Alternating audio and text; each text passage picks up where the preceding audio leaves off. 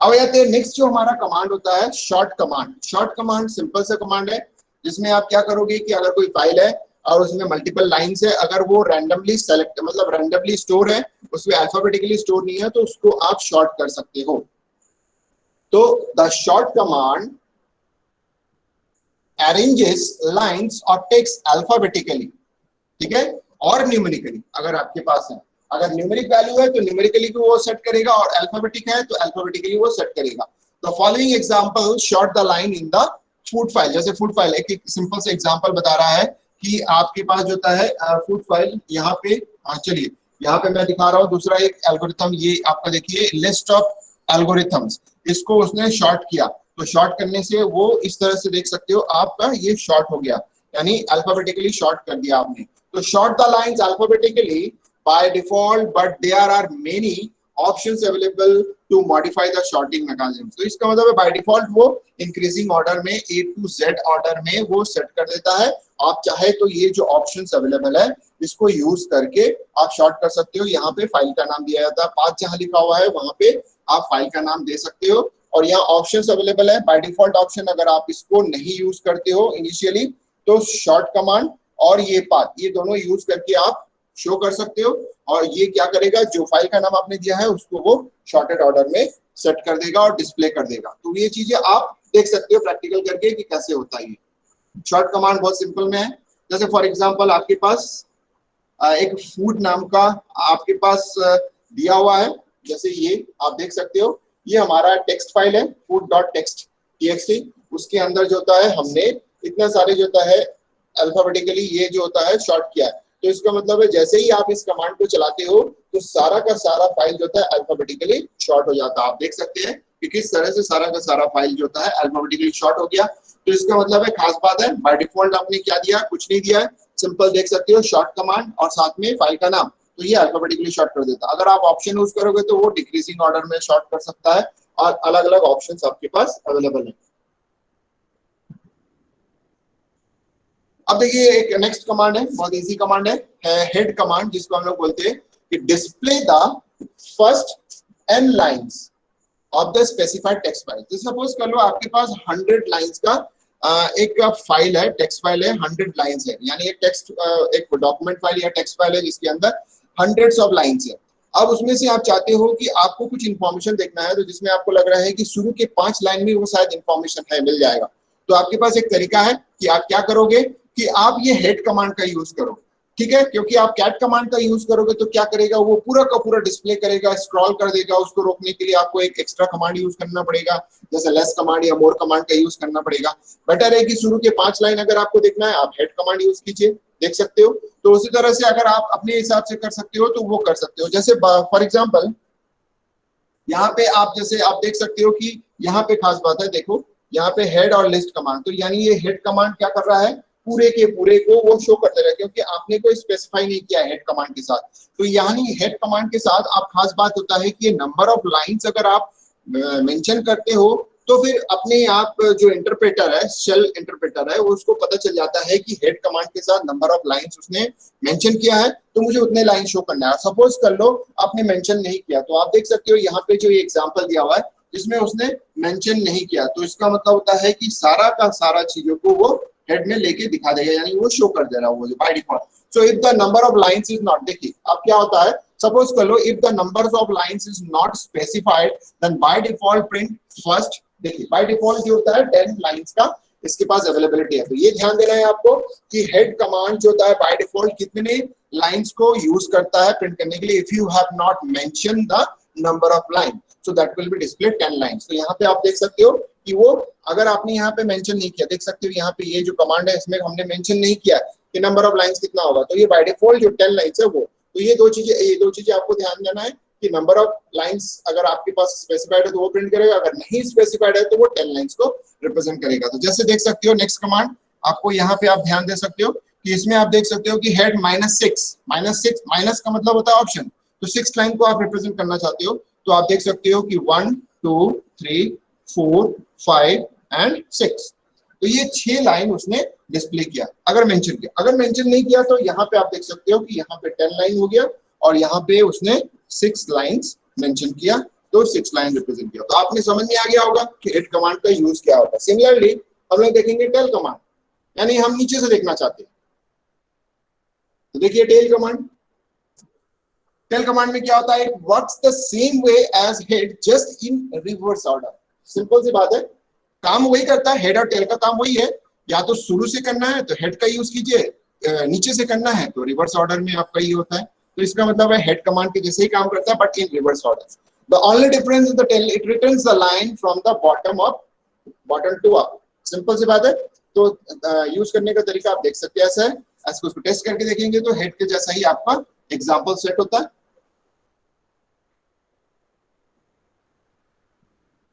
अब एक important command है सेट कमांड, और ये एक इंपॉर्टेंट इसलिए मैं बोल रहा हूँ इंपॉर्टेंट कमांड क्योंकि एग्जाम में आता है। जैसे ग्रिप कमांड एग्जाम में आता है उस तरह से सेट कमांड भी एग्जाम में आता है। तो सेट कमांड का मतलब होता है स्ट्रीम एडिटर सेट, जिसको एस का मतलब है स्ट्रीम और एडी का मतलब होता है एडिटर। तो स्ट्रीम एडिटर यानी दो चीजें हैं यहाँ पे आप देख सकते हो, स्ट्रीम एंड एडिटर। तो स्ट्रीम एडिटर आपको सेट कमांड से मिलता है। तो it allows us to apply searching and replace operation on our data effectively. तो इसका मतलब होता है कि रिप्लेस कमांड के लिए, यानी जैसे आप ग्रेप कमांड यूज करते हो, ग्रेप कमांड सर्चिंग के लिए यूज होता है सिर्फ, और उसी तरह से अगर सपोज कर लो आपको रिप्लेस करना है, सर्च भी करना है साथ में रिप्लेस करना है। जैसे कि आप नॉर्मल डॉक्यूमेंट में सर्च करने का अलग कमांड होता है, रिप्लेस करने का कमांड भी होता है, फाइंड करने के लिए होता है। तो उसी तरह से यहाँ पे जो सेट कमांड है वो क्या करता है, आपका सर्च करता है, साथ ही साथ उसको रिप्लेस करने का भी काम करता है। अगर आपको रिप्लेस करना है तो ये कमांड यूज करें। तो नेक्स्ट क्या बता रहे, देखिए कि set is quite an advance filter and all it's options can be seen on it's जो पेज, जो आपका मैनुअल पेज होता है उसमें आप देख सकते हो कि इसके कौन कौन से ऑप्शन होता है। तो ये चीजें आप चेक करके देख सकते हो कि एडवांस फिल्टर कौन कौन से है सेट कमांड में। आप सिंपल सी बात है, कैसे टाइप करोगे, कल लास्ट क्लास में मैंने बताया था, ये प्रॉम्प्ट रहेगा आपका जिसमें आप टाइप करोगे मैनुअल मैन और सेट कमांड। तो ये जैसे ही सेट कमांड टाइप के एंटर प्रेस करोगे तो इसका पूरा मैनुअल, उसके फीचर्स, उसके फिल्टर्स, सारी चीजें आपको दिखने लगेगी। तो आप देखिए सिंटेक्स सेट कमांड का क्या है, सिंपल सी बात है, सेट और आप फाइल का नाम दे सकते हो।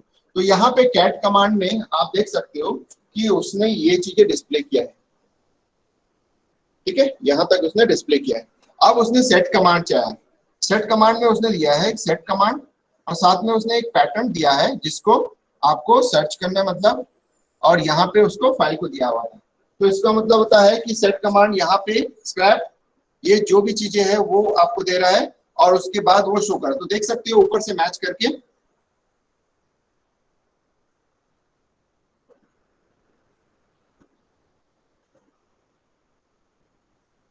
हाँ, तो देखिए आप क्या कर रहे हो यहाँ पे, आप देखिए लिखने का तरीका है, क्योंकि इसका एडवांस फिल्टर जो होता है वो आपको जब मैनुअल चेक करेंगे तो उसमें मिल जाएगा।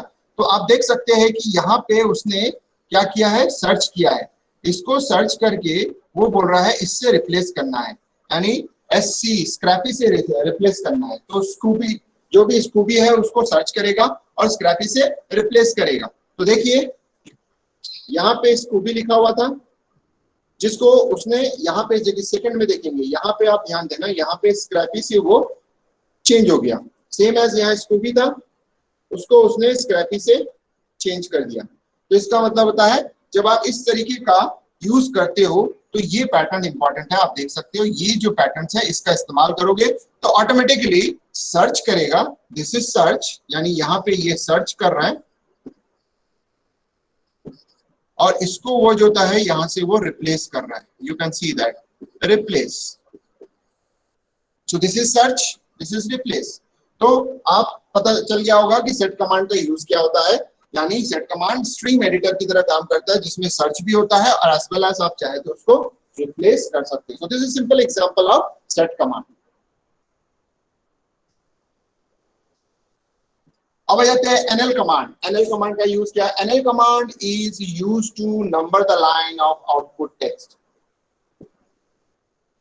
सिंपल सी बात है, नेम इज द डेफिनेशन, जो चीज बताया गया है कि नंबर करना, नंबर द लाइंस, यानी जो भी लाइंस डिस्प्ले होगा उसको नंबर के साथ डिस्प्ले करना। जनरली जब हम कैट कमांड यूज करते हैं देख सकते हैं जैसे इसमें सिंटेक्स क्या है, देखिए सिंटेक्स बहुत सिंपल है, तो सिंटेक्स देख लेते हैं। एनएल ऑप्शंस एंड पाथ, ये पाथ मतलब फाइल नेम, ये हो गया पाथ मतलब फाइल नेम,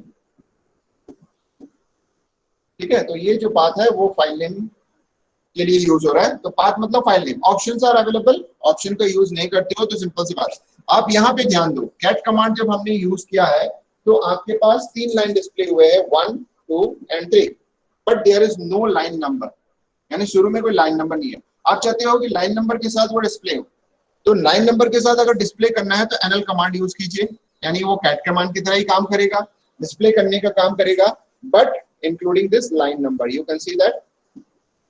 तो इसका मतलब है इसमें जो ये है, ये इसका लाइन नंबर अटैच हो गया है, ठीक है। अब सपोज कर लो आप लोगों को मैं क्वेश्चन कर रहा हूं, आप लोग ट्राई करो बताने का कि मैं चाहता हूं कि मेरा जो पूरा का पूरा जो मेरा कैट कमांड का यूज करते हुए मैं देखा कि मेरा जो डेटा है वो इस फॉर्म में है जिसमें कि कोई लाइन नंबर नहीं है। अब मैं चाहता हूं कि मेरा डेटा जो होता है विथ लाइन नंबर स्टोर हो एक नया फाइल में, तो उसके लिए क्या कमांड यूज कर सकता हूं बताइए।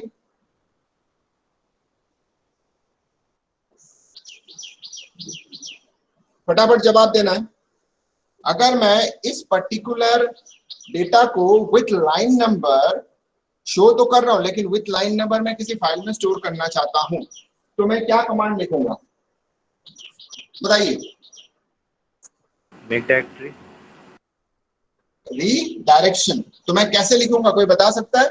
जैसे मैं यहाँ लिख रहा हूं आपको ये डॉलर साइन एनएल कमांड। अब जैसे ये जो लिखा हुआ है, अब इसकी जगह मैं अपना एक नाम देता हूं, जैसे मेरा नाम देता हूं माई फाइल डॉट टीएक्सटी, ये मेरा फाइल है जिसमें डेटा है विदाउट लाइन नंबर। अब मैं एनएल का यूज करूंगा तो लाइन नंबर आ गया। अब लाइन नंबर आ गया तो इसका मतलब होता है कि मैं एक रीडायरेक्शन ऑपरेटर रखूंगा और मैं लिख दूंगा कि my new file dot TXT. तो इससे क्या हो जाएगा कि आपका पुराना फाइल तो रहेगा ही, साथ ही साथ जो नया फाइल बनेगा, तो this new file is having the line number, तो यानी ये जो होता है विथ लाइन नंबर आ जाएगा। तो आप बोल सकते हो कि विथ लाइन नंबर, तो इसका मतलब होता है इसमें लाइन नंबर भी आ जाएगा, साथ ही साथ पुराना डेटा के सामने एक लाइन नंबर। तो समझ में आ गया कि यूज करने का तरीका क्या है, एनएल का यूज क्या है, वेरी सिंपल वर्ड में क्लियर हुआ। ये याद रखने हैं आपको, कभी भी क्वेश्चन में कुछ भी पूछ सकता है कि विद लाइन नंबर अगर हमको डेटा को सेव करना है पुराने डेटा में तो कैसे पॉसिबल है, तो वो चीजें आप यहाँ पे देख सकते हो, ठीक है।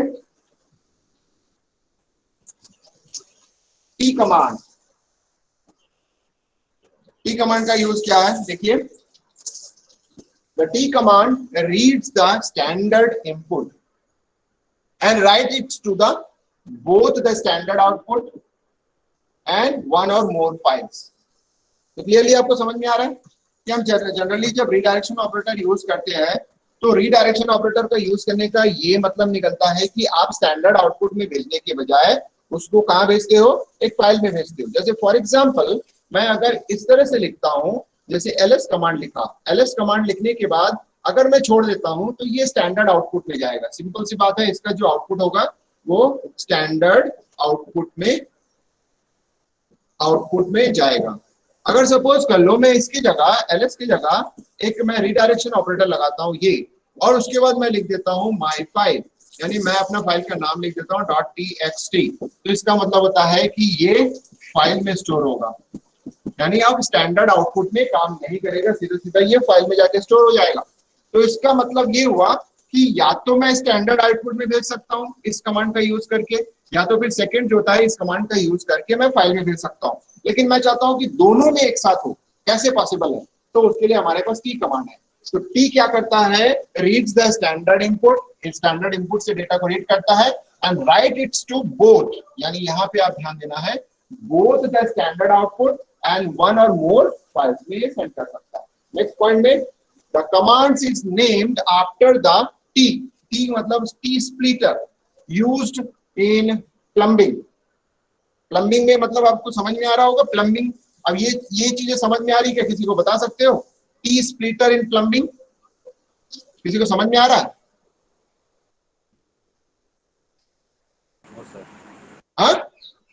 आ रहा है नहीं आ रहा है? No sir. अब देखो, आप आपके घर में प्लम्बिंग का जब काम होता है तो आप क्या करते हो, यहाँ एक पाइप है, इस पाइप को आप जो होता है ये जोड़ते हो, ये जोड़ते हो।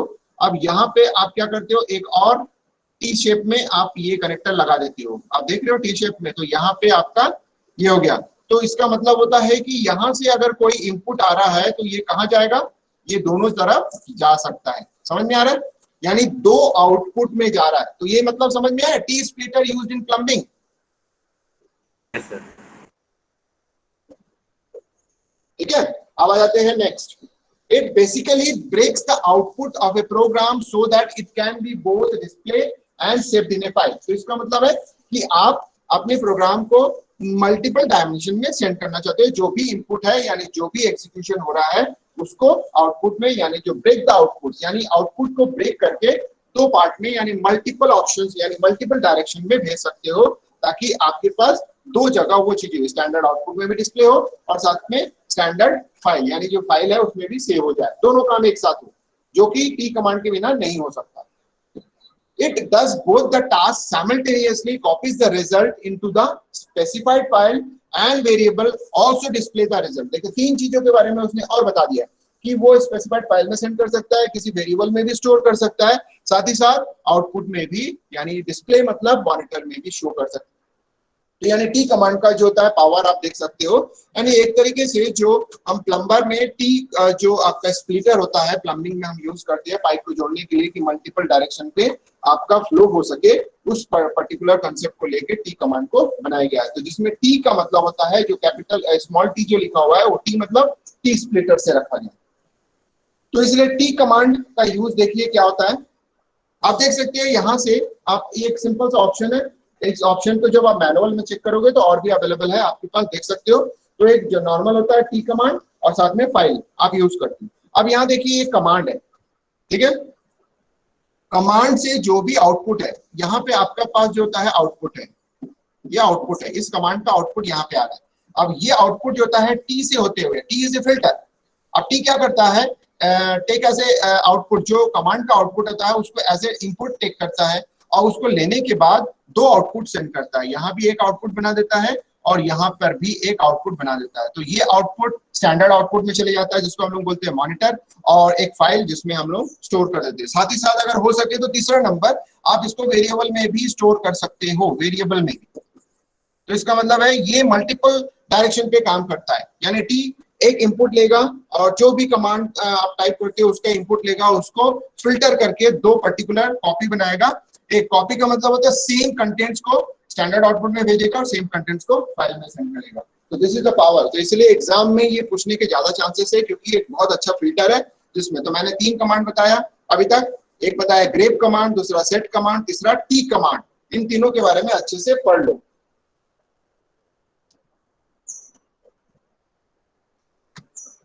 अब आते हैं कंपैरिजन कमांड, सीएमपी कमांड। देखो यहाँ भी ध्यान देना, ये भी बहुत इंपॉर्टेंट है। फोर्थ कमांड फिल्टर में, क्योंकि फिल्टर कमांड से एक डेफिनेटली क्वेश्चन पूछ सकता है आपको कि फिल्टर बेस्ड कमांड क्या क्या होते हैं।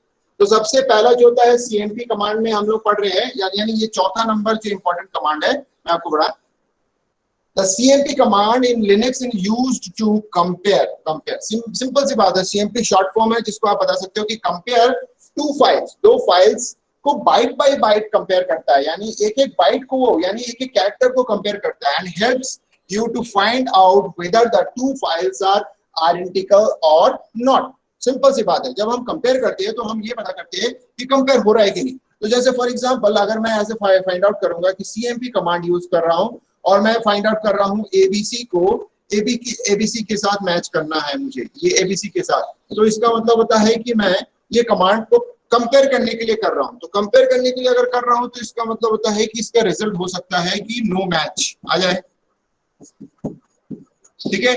अब नो मैच जो होता है एक केस के लिए आ जाए कि कैपिटल स्मॉल है नहीं। अब अगर सपोज कर लो इसमें आपने कोई स्पेशल ऑप्शन अवेलेबल करा दिया कि इससे कैपिटलाइज है या स्मॉल लेटर से कोई मतलब नहीं है, उसको मतलब है एबीसी लिखा हुआ पैटर्न मैच होना चाहिए, तो फिर ये मैच करेगा। तो इन अनदर कॉन्टेक्स्ट ये मैच भी कर सकता है, और अगर फिक्स कॉन्टेक्स्ट में बात करते हैं कि नहीं इसमें केस सेंसिटिव इंपॉर्टेंट है तो फिर वो नो मैच करेगा। तो ये आपको समझ में आ रहा है कि दो चीजों को कंपेयर करके बाइट बाय बाइट मैच करता हूं।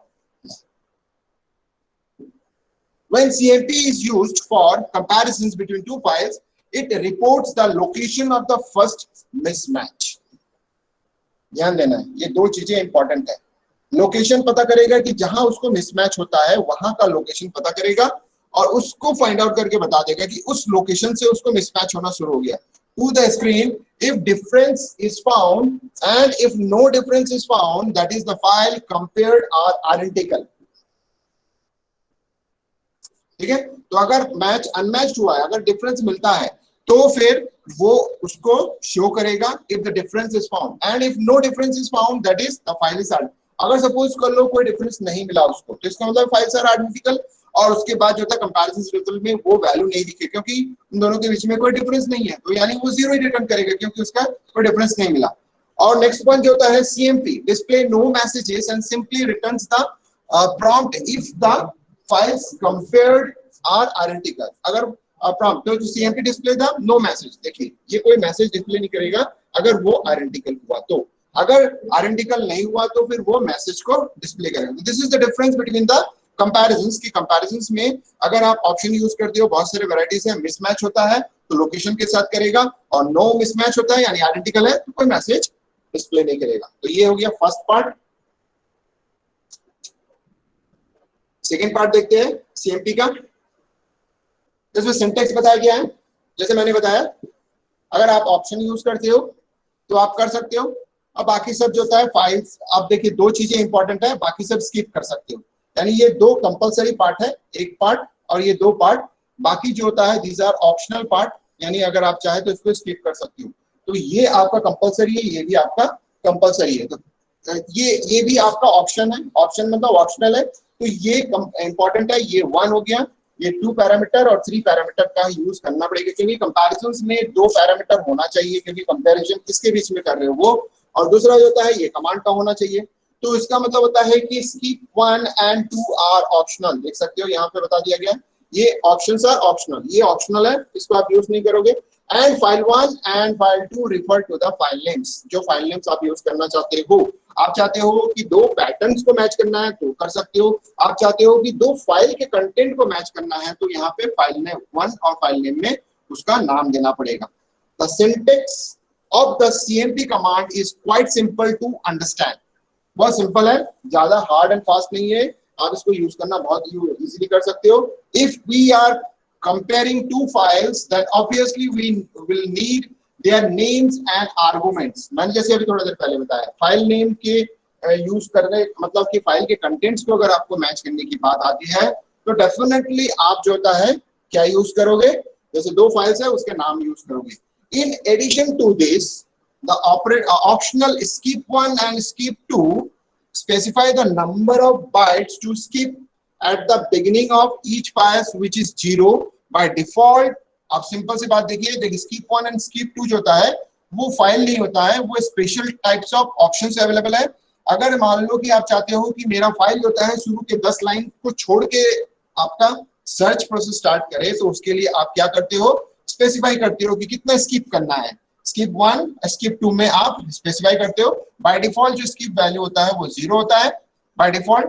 एंड ऑप्शंस, ये जो ऑप्शंस है ये आपके ऊपर है, refers to the option completely compatible with this commands about which we will discuss later on. तो इसका मतलब है इसको आप देख सकते हो, नेक्स्ट वाले में देखेंगे कि हमारे पास बहुत सारे ऑप्शंस अवेलेबल है, उसका यूज अगर आप करना चाहते हो तो स्पेशल फिल्ट्रेशन के फॉर्म में आप उसका यूज कर सकते हो। स्किप कमांड ऑप्शनल है, अगर आप चाहते हो कि मैं कितना स्किप करना चाहता हूं तो वो चीजें आप बता सकते हो स्किप कमांड में, अदरवाइज आप छोड़ सकते हो। ये हो गया सेकंड पार्ट। अब आते हैं थर्ड पार्ट। थर्ड पार्ट में as explained that the CMP command reports the byte and line number if the difference is found। जैसे ऑलरेडी मैंने बताया, तो अगर डिफरेंस मिलता है तो वो लाइन नंबर बता देगा कि कहां पे उसको वो डिफरेंस मिला है। Now let's find out the same with the help of an example। Suppose there are two files, जैसे यहाँ पे आप एग्जांपल देखते हैं, हमारे पास दो फाइल्स है, फाइल 1.txt फाइल 2.txt, इसको हम कंपेयर करते हैं, कंपेयर करना है। So if the files are not identical, सबसे पहला चीज आप देख सकते हैं, if the files are not identical, अगर ये आइडेंटिकल नहीं है, the output of the above command will be, जैसे सपोज कर लो आपने ये किया है, आप देखिए बहुत सारे होता है कि डिफर तो आपको ये होता है आउटपुट क्या बताएगा, जैसे डिफर, ये लिखा हुआ आपको दिख रहा है, ये एक लाइन में मैं शो किया हूँ, इसको आप अलग अलग लाइन में देख सकते हो। तो ये डिफर करेगा और बताएगा कि बाइट 9 लाइन नंबर 2 जहां पे उसको डिफरेंस मिला है उसको वो यहाँ पे शो कर रहा है वो, और किस में शो हो रहा है वो आपको दिख रहा है कि ये पर्टिकुलर को। अब देखिए यहाँ पे इसको आप सेपरेट कर लीजिए, मैं इसको सेपरेट कर देता हूँ। आपके पास दो फाइल है,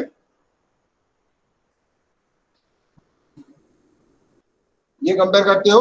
अब ये जो होता है आपका रिजल्ट है, यहाँ पे आपको रिजल्ट दिखा रहा है कि इन दोनों के बीच में जो डिफरेंस है वो बाइट यानी कौन से कैरेक्टर में, बाइट नंबर 9 पे लाइन नंबर 2 बाइट नंबर 9 पे उसको वो डिफरेंस मिला है।